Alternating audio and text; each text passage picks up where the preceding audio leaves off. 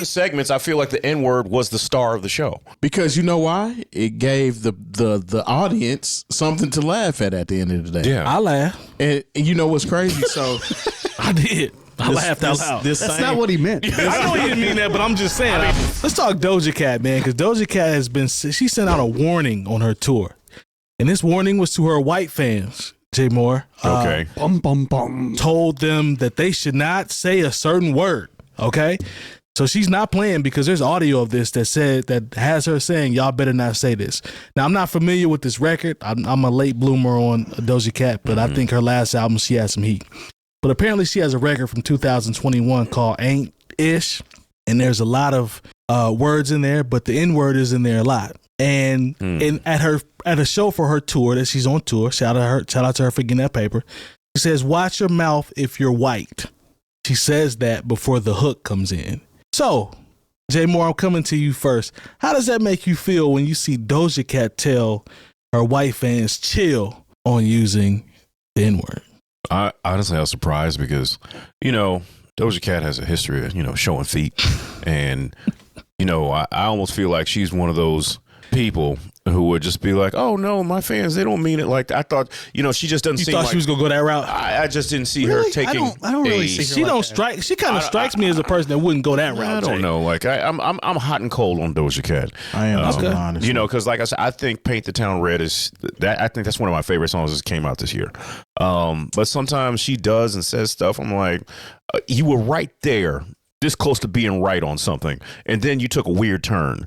Something derails it every time. Yeah, I mean, first of all, I'll just say it. She's right. She's right. In saying this, but at the same time, it's like Doja Cat, the majority of her fans are white people. I'm not saying all, because like I said, I'm telling you, I'm a fan of some of her music. But if you know that you're in that pop space, you have to be very careful. If you're aware of this word and this history and how people have used it, and because I remember Kendrick Lamar kind of had an issue. There was the same thing. It was kind of a same thing that happened. People get to sing along, they get to feeling free, and sometimes I look in the audience. When there are certain rap shows, I was like, all right, you need to tell your people to calm down. I don't have a problem with her saying it, because maybe if someone on her level says it, people will think a little bit more about it and say, okay, we can enjoy the music, but we're not black. And we have to, be aware of where we are and what we're saying, even if we're singing along to a record. My advice to artists is like, hey, man, I'm uncomfortable when I hear the N-word in the choruses of songs, the part that's most easily identifiable, right, and the part that people remember. Like I'm not comfortable with that. I'm only like I said, like on the last show where I had to get my little jokey joke off. Like that was something like on all the shows. That's the only time I've ever said that word. Because I do not say I try not to cuss on the microphone. Well, I mean, at coaches, that's different. Yeah, I was about to say. Yeah, I was about to fry you for that. I'm about to fry you for that. I don't say because I don't say the N-word and I don't say the B word on the microphone when I'm hosting parties. Mm-hmm. I just don't. I will censor myself when I'm kind of the same way, even in everyday conversation. Yeah, and so I like I said, I'm gonna just go back to the point. She's right, but sometimes and maybe this will be helpful, but sometimes people will say, okay, from Doja Cat, but you know what? It's not for me to judge her on saying something that's right, because if it's right, then I'll just go ahead and get behind it and say, good for you, Doja Cat. And if there are people who are going to think twice before they say it and just say it's a song and it doesn't mean anything, it does mean something, because if maybe you'll listen to Doja Cat and her opinion about it before you listen to Kendrick Lamar, or even Chuck D. I know he's spoken, whatever. Spoked on it. Spoked on it. I like spoke. No, you don't. Spoke. Yes, I like spoke. I like spoke very extensively. And his distaste for the word, and even though he said it in some of his music, he's there's a context to it though. Yeah. So I mean, I'll just leave it at that. Shout out to Doja Cat for telling her fans what time it is. What you think, Terry? I think it's a kind of a tired conversation that we have to have all the time. Honestly, well, it's the same. We had that tired conversation. We had to talk about blackface every year. This is a thing, and unfortunately, I feel like it's disingenuous coming from Doja Cat. Kind of based on the some of the things that Jay Moore actually brought up. Now we getting somewhere.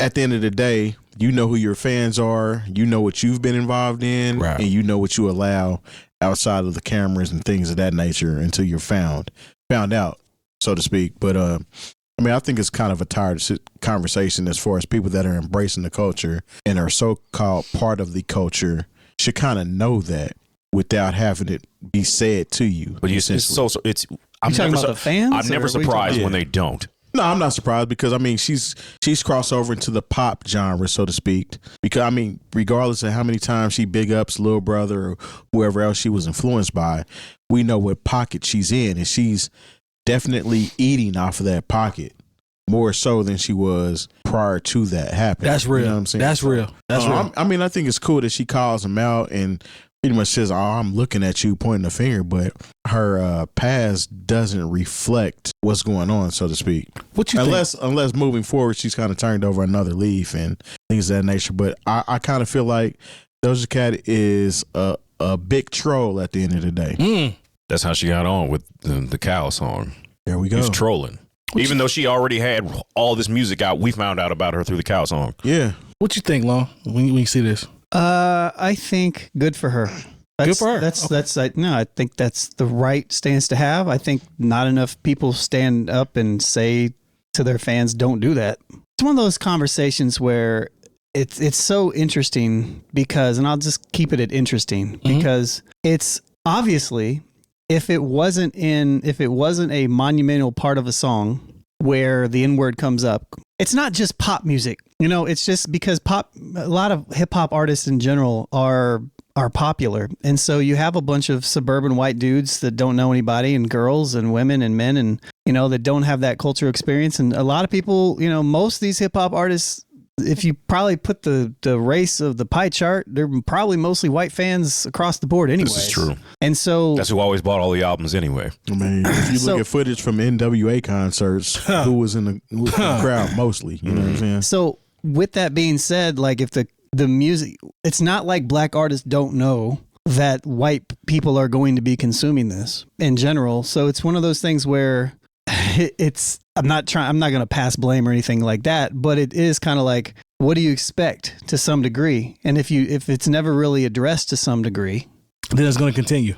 But it's not really addressed. It's not addressed. If today, my thing is that you can't really address it. It can't really be addressed. There's not going to, I mean, because there's always going to be people, there's always going to be those young kids that come up that think that it's cool. And there's always going to be those kids that come up, white kids that think it's cool. They're going to have black friends, a random black friend that's going to be like, he's cool. We'll give him quote unquote, we'll give him a pass. I think it's still addressed. I think it's always addressed. There's just somebody that always gives a pass, and they lean on where that pass was given. It's kind of like even with politics with Candace Owens. Mm-hmm. She's the one they run to whenever they agree with something. Well, she said it, so it's cool. This is a small percentage of what's going on out here that gave you that pass. Yes, but it doesn't necessarily give it a pass, so to speak. But it's a larger percentage that doesn't get addressed ever, though. This is true. Because when you say addressed, Terry, I'm thinking, okay, so when you say it is addressed, I agree with you on the sense of it is, because these are conversations that are not, we're not strangers to. We've had these conversations. But on the masses, when I hear an artist jump out the window and actually say it, to me, that's rare. I don't see that too often. I don't think it's addressed that way, where there's a huge group of people that hear this message at one time. I think we talked about Kendrick, we talking about Doja. I don't think that happens that often. I think amongst people, they have the conversation. But how she did it, I don't see that too often. At the end of the day, if it's still in the music and it's still broadcast to a whole bunch of white people, right? This issue's never going to go away. I don't think it's ever going to stop. I mean, that's fair. So that's when I say, like, okay, good for Doja for saying that, because that's the way it should be. But in terms of the actual impact, it's just like constant moderation. It's constant, you know, like telling somebody do better, you know, right. but it's never going to change. No. So that's why it's a tired conversation, because you can't really do anything about it except for say it again and, you know, educate others around you. Right. You know what I mean? And that's kind of why I feel like people that actually embrace the culture, they don't need to be told that. It's almost like even like you don't need to be told that at all. You know what I'm saying? Yeah, at all. a lot of people out there don't need to be told that because they embrace the culture. They are the culture, and they know that being a part of that culture, that's not allowed, and that's just not how I'm built, essentially. And it's like, and it's even beyond the culture, though. It's like, I don't know. It's like, why would I say that? I don't know, but it's because you're essentially part of the culture, so you understand. I mean, it's kind of nuanced, but to me, it's bigger than hip hop. It is. I mean? It's definitely bigger than hip hop, so, but it comes back to because everybody. I mean, it's still the culture has influenced you in some way, shape, or form. Okay, you know what I'm saying. You have your upbringing or whatnot, but still, it still influenced you to some way, and you embraced it. And the way you came up, you knew that, well, that's not right for me to say that, regardless of the music, right? Even past the music. But other people are kind of they're just listening to the music. It's just music. It's nothing. It's going to be foreign to you. To his point, it's going to be foreign. Their train of thought is going to be foreign to you by default because of you being embodied in the culture. No, it's not foreign at all. I understand it. Well, I'm not saying. I'm just talking about when you're like when you're thinking about it. You're like, I don't get it. Well, I know you get it. Per se, yeah, but I get it. They're not wired like you are at all. Well, most of these people that go through this process too are typically kids. When you look out in the crowd of like those crowds Rolling Loud, those crowds are super young. Kids. Yeah, they're super young. 18, 19, 20, They have no 21. historical context for the word. I agree all with it that. is they know the people that they have looked up to their entire life say this all the time, and that's where it gets confusing. This is my favorite song, and I'm just going to say it. Yeah, and also you got to understand, like, part of the reason, like, I remember there was one of the hosts on The View got all broken up about the N-word, and I was like, yeah, because it's the one thing in America that white people just can't do, right? That black people can do, right? Because, like, if you're a white person, you decide you want to say the N-word 15 times in a row, you're going to lose your job. If a rapper or comedian says the N-word 15 times in a row, he's going to be able to buy an airplane. It's part of so that's, and you know what I'm saying, because that's really language to a certain extent is really all we got. We're never. I always say peace, freedom, and reparations, but I know better. We're never getting reparations, not in this country. Now, it's funny because I got a coworker that told me he has 40 acres. I said, you kind of. I said, hey man, bless his heart. You kind of owe me your property. Yeah, right. And don't let me find out you got a mule too. You better not have a mule. Yeah, I was about to get mad if he had a mule. The 40 acres bothered me, but he better not have a mule. Hey.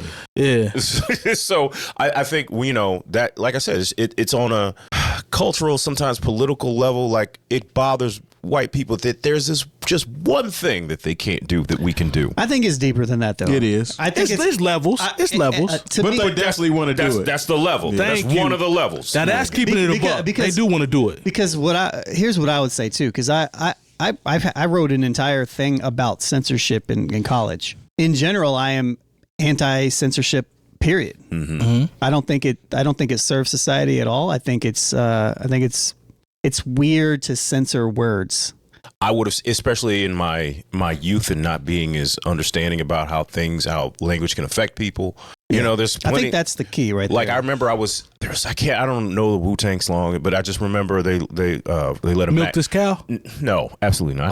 All right. They let a maggot fly, and I, it's like, now that I'm older and I have, friends and family who I care about, who are a part of, the alphabet community. Please don't get mad because I'm just being it because I don't want to mess up none of the letters and numbers. LGBTQ plus. IA. It's a lot of stuff going on in there. I say alphabet community with all love. Like, I don't feel comfortable playing, certain rap songs from the 90s. For sure. And so when I hear, there's a part in a J. Rue song that, when a DJ's mixing it, I always make sure to yell something over it because I don't want that out there because it might be somebody from the community in the crowd. Like, I'll censor the N-word. Or like, even when the Most Def song, Mr. Mm-hmm. I'll almost do a disclaimer. I'll be like, look, Put the sucker at the front. Yeah. Or that too. That's that song by a tribe. I'll be like, all right, look, I don't want anybody's feelings to get hurt, so don't sing along to this song if you ain't a part. If you ain't a part of this. The thing that bothers me about that host, about all of this, is because everybody's like gung-ho to censor everything else. Yeah. But the N-word, essentially. I mean, they say it on the radio. Like, if you listen to the radio, yep, they say it on the radio. Say Who what? says it on the radio? The N-word. It's said on the radio. Yes. By who? Nigga, it's said on the radio. By who? By who? By Charlemagne and DJ Envy them, all that. They say it. So obviously, I mean, regardless of who's saying it, it doesn't need a censor to be said on the radio. That's real. So it can be said on the radio. Everything else, it doesn't matter how long we've been trying to demonize this word and get it out of the public life or public view. It's still okay at the end of the day. But if there was everything else gets more like, oh, you can't do that because you're offending them. Okay, but You know what let's I'm just saying? say And there was the reason why is because there's not only black people that are affected by those other words. This is well. Okay, say there was a gay version of the Breakfast Club, and they were on there just letting maggots fly the same way they let the N-word fly on the actual Breakfast Club. How long is that show gonna last? I don't know. Maybe somebody be like, "This is representation." I don't know. I doubt it. It's kind of on that level. It's kind of on that level when Kanye was talking about our friends that are of a different nationality. Or of a different religion. You know what I'm saying? Religion. I'm not even going to get into that, but it's kind of similar. It's like you can't say anything about these groups, but this word we've been literally trying to get rid of forever, it can slip, and it has its places where it can be used, and it'll be okay. By certain people. Because like I said, if they get on to, if I know it's a very Indiana reference, excuse me, Bob and Tom, they decide they want to start using the N-word the same way the Breakfast Club, Bob and Tom is getting shut down. Yes. Yeah. And that's my whole thing and Charlemagne will get to host the Daily Show. Yeah. Thank you. So that's his point. That's kind of my point here. Like it either needs to be done to where nobody can say it, and it's never going to happen. No, because but you can't put this same, oh, we can't mess with it if they're saying that. But it's cool if they say that, but it only has to have a certain face that says that. You know what I'm saying? Everything. I think it's just super confusing to white people that don't know any better. Like people that, like, when you have the privilege, right? We've said this, when you have the privilege to just not typically think deep about this stuff is super complicated because you never have to think about this stuff. So it makes it, to your point, it would be better across the board if just nobody said it. Right. Because then white people could feel fine. And I like your shoulders when you say fine. Yeah, I like that. They could feel fine about it because it's banned everywhere. Yeah. And then it wouldn't confuse so many people that don't ever have to even think that far into contexts and all this other stuff. But Terry is right, though, about the inconsistency of how things are policed. He's 100% right. But once again, it is. those, it's true. like, yes, is it accepted within our culture a little bit too much, and maybe we need to pump the brakes on it. But like I said, it's a difference between, anybody who is not black. Look, I'll be honest, I don't really like when Africans say it because I'm like, you just got on me earlier before we got started. But I corrected myself, right? I mean, because you mean it different. You mean it the way white folks mean it sometimes when you say it. But no, but I caught myself though. Yeah, I know you're doing better. You're doing better. Thank you, but, brother. Like I said, it's the difference between if anybody from outside of the culture says that word, we get them out of here. Yeah. If Ludacris says that word, he gets to, like I said, he gets to buy a $10 million house. We literally don't bat an eye about it. Yeah. Until somebody that's not supposed to say it says it. Yeah. But other things. That's all we got. Can we just tell people they can't say it? I mean, we've even said, hey, listen, it's crazy because you know that. Yeah. Everybody knows that. Yeah. Essentially, at the end of the day, that's all we got. And the thing is, like I said, I think we had this on maybe one of the first episodes that I guested on before I was doing it on it was when Bill Maher thought he got off of funny. Oh, right. And said, who was his guest? Ice Cube. Ice Cube came the next week after he said it. To try to discuss it. That's right. Okay. And he thought he got off a little funny. It was like, no, don't get that comfortable. Yeah. Don't get that comfortable. And like I said, I have my rules for it. I don't say it in front of white people who I think know better. Right. You know what I'm saying? That's part of why I don't say it on stage, because I know there's anytime I'm on stage, there's somebody, there's every Tuesday there's at least one white person in It's gonna be there. So I've trained myself not to say it on stage. I've trained myself honestly not to. I don't say the N-word in front of black people I don't know, because I don't know what their experience is with that word. I have to be very familiar. I have to be very familiar around only black people in the room before you'll hear me use that word. There are black people that don't have a lot of experience with that word. Just for those that are paying attention and watching at home. Yeah, it's not a custom kit that you get with every black person. Yeah. There are black people out here that have not used that word. It's like I'm Lone laughing, but it's not a custom kit, bro. It's not like it's. I got to point out Lone laughing. I mean, everybody, y'all can laugh. But what I'm saying is, thank you for allowing us to laugh. I mean, I thought there was a custom there's kit. not a custom kit that comes. I thought that you were born and then you had it. Yeah, Okay, like, so you're black and you've used this word your whole life. No,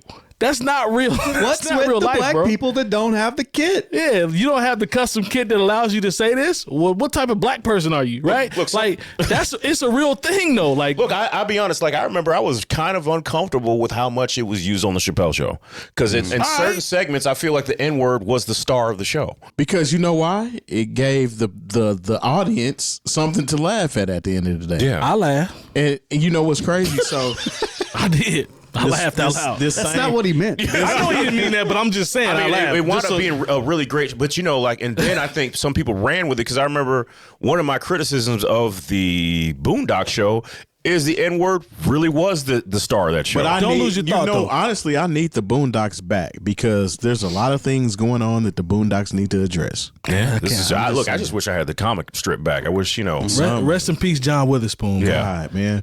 But no, I was gonna say, so even my same friend that has 40 acres, No mule. He lives in a town outside of city limits, Of course he does. and he talked about how even kids at his school, he's like, there might have been like a handful of black kids at my school, and even when they said it, I felt uncomfortable because of how it sounds coming from this kid that necessarily didn't have this same experience.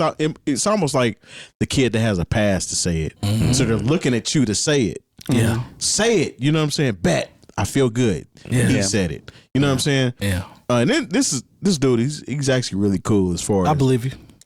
his upbringing and things of that For having nature. 40 acres. Yeah. Just tell him don't need cop the some of mule, that. though. He better be I cool. need We got some 40 acres. I'm I don't telling you, want him. need I some don't of want him that to have a land. mule. I don't know him, but I don't want him to have a mule. Man, but nah, it's almost like some people have that understanding without it being told to them that certain things aren't right, and it makes me feel uncomfortable. I think it comes with upbringing and Yeah. parents Bingo. and honestly just the diversity of their surroundings. What and you've where been they're around. exposed to. I mean, I'm sure you guys. I've heard plenty of black people tell me that they've met white people that the first time that they or even seen like a black person or had a conversation with them wasn't until they were in college. I'm telling you, like I had a friend like that. She was the same way. True. And she's mixed. She was like, I really never had a relationship with like black people until I moved to the city up here in Indianapolis. There are and old like people now, So many tragic y'all are mulattoes some of my out there. best friends based on, you know what I'm saying, just experiences and things that I can relate to that I didn't relate to anybody back then. You know what I'm saying? So Yeah. At the end of the day, she got a right to say what she want to say to her fans. Constant education, man. Constant education. We can leave it at that. Yeah. But- whether you're showing feeding race chat rooms or not. Shout Doja Cat, you was right on this one, okay? Yeah. Educate your crowd. Educate your crowd. School these devils. Yeah. And at the same time, don't call me white boy because I take offense to that. That's right.